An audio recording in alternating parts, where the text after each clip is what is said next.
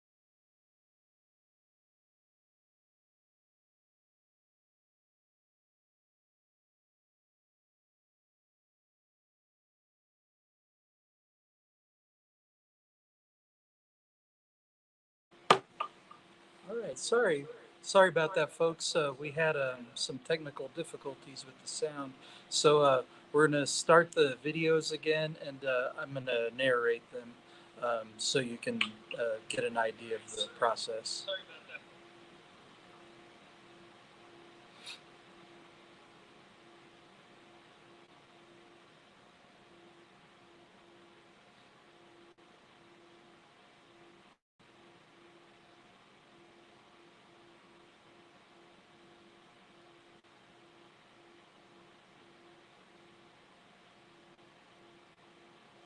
Okay, and so the first thing you'll do is you'll have your shirt, and you want to lay it out flat, and what we'll then do is fold the shirt in half.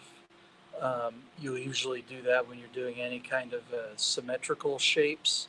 When you're doing tie dye, um, let's see, yeah, get that turned right, and so then what you'll want is a magic marker, and any color's fine. It is going to wash out, so don't worry about the color showing. Um, and then what you'll do is draw half of the rainbow. Um, you can either start at the bottom or the top, or kind of the middle of the shirt. And so this one will draw up kind of about to the middle of the shirt, and this shirt's a V-neck, so it's just a little bit below where that where the V is for the neck. Um, then what we'll do is we'll start to do some pleat folds, um, and basically you're just going to do some either pleat folds or fan folds, and fold along the line that you drew, um, and just kind of keep folding back and forth along the fabric um, until you get the whole rainbow folded there. And some shapes are more difficult than others. This one's not too bad, and since it has a big curve, it's pretty easy to just fold along that curve. Um, So then, once we get that all bunched up, and the last few folds are always kind of the trickiest, and just trying to hold the fabric together so it doesn't come undone. And it might take a few tries. So that's all bunched up now, and just kind of get it all flattened out and everything.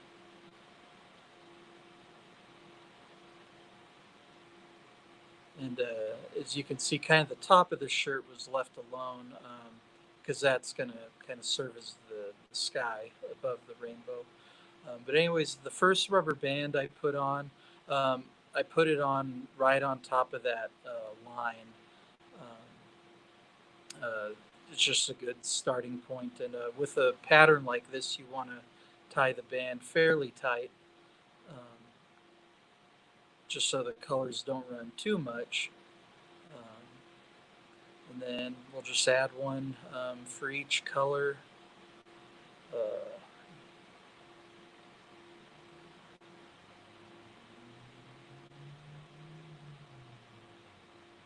let's see, and I think there's I think using 6 different colors for the rainbow, and so I think used I want to say 7 rubber bands. Kind of a mid-size rubber band works the best, but it really whatever you have, and then just keep wrapping the band um, until it gets nice and tight. All right, so almost to the end there, and so then just gonna check in here to make sure I have enough rubber bands to cover all the colors.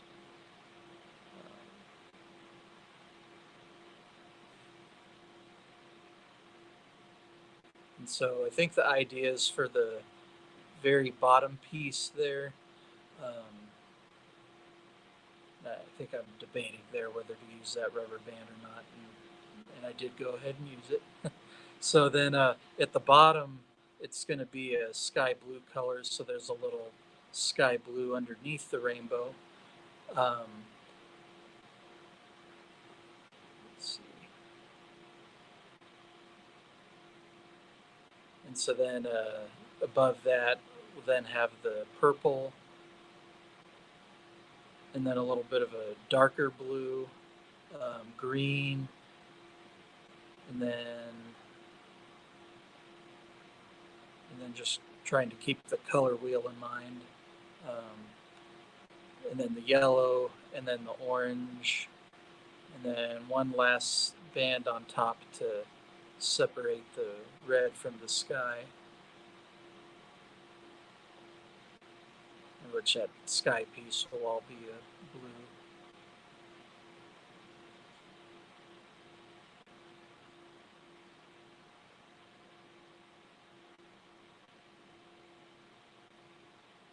Okay. Oh yeah, looks like one more band there. Just get that nice and tight. All right.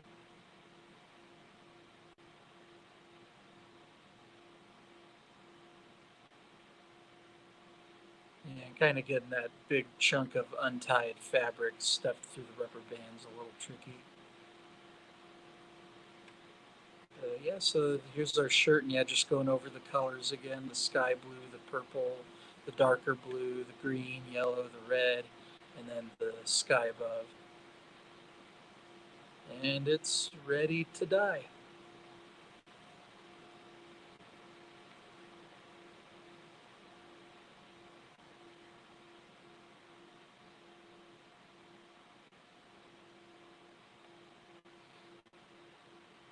All right, and so then now what I'm going to show you is the actual dyeing itself.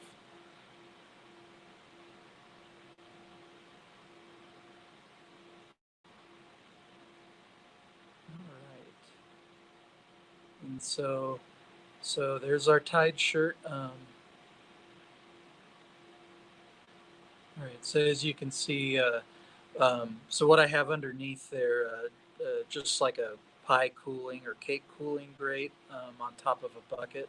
Um, it's just a good setup to use, so the excess dye runs out while you're dyeing and doesn't sit on any kind of surface. Um, so I think I'm going to start with the sky blue, um, which and we're using Procyon dyes, which if you want to get into tie dye or really try to elevate your tie dye game, I would recommend the sky blue, or not the sky blue, the Procyon dyes. And then what you want to do is soak the shirt in a soda ash solution for about 20 to 30 minutes before you dye it, and then just wring that out real good. But as you can see here, starting to apply the colors. Um, we started with that sky blue at the bottom, or the um, company that I use for my dyes. It's called Robin's Egg Blue. And then the purple on there is a deep purple. Um, and these Procyon dyes, they really pop a lot, and they really provide a nice effect. But I mean, if you can't get the Procyon, um, you can use already mixed dyes, and a lot of uh, all-in-one dye mixes that you buy, like in a craft store, already have the soda ash mixed into it. And a way you can tell is when you open the dye and you can see the little soda ash particles in there. So if it has that, then you don't have to worry about soaking it. But if you are using these dyes that don't have it in there already, you want to make sure you soak it just to allow that dye to really adhere to the fabric. And so as you can see there with the green, it really kind of uh, seeped into the area where the yellow is going to be. And the yellow really always, especially if there's not a lot of yellow in your shirt, um, it can kind of get a little drowned out. So you really want to really apply as much yellow as you can, just so it um, you still have a nice amount of yellow in your shirt. And so the orange now is probably going to creep back into the yellow.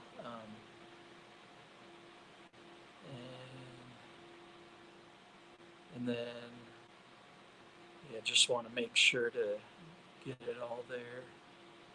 And one thing I did do here, so in the video, I'm just showing one side of the dyeing, just so you can kind of see the color application. And then uh, after the video, I then dyed the rest of it, or dyed the other side. There wasn't a whole lot of uncovered area afterwards, but yeah, it was there.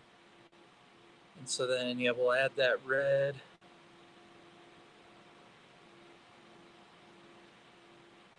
Just get that in there real good. And then we'll finish off the sky portion of the shirt. And this piece, my hope was for a little bit of white to still be showing, so kind of give the effect of clouds in the sky. But yeah, just adding that and getting it pretty soaked, but not as soaked as the other areas. And then,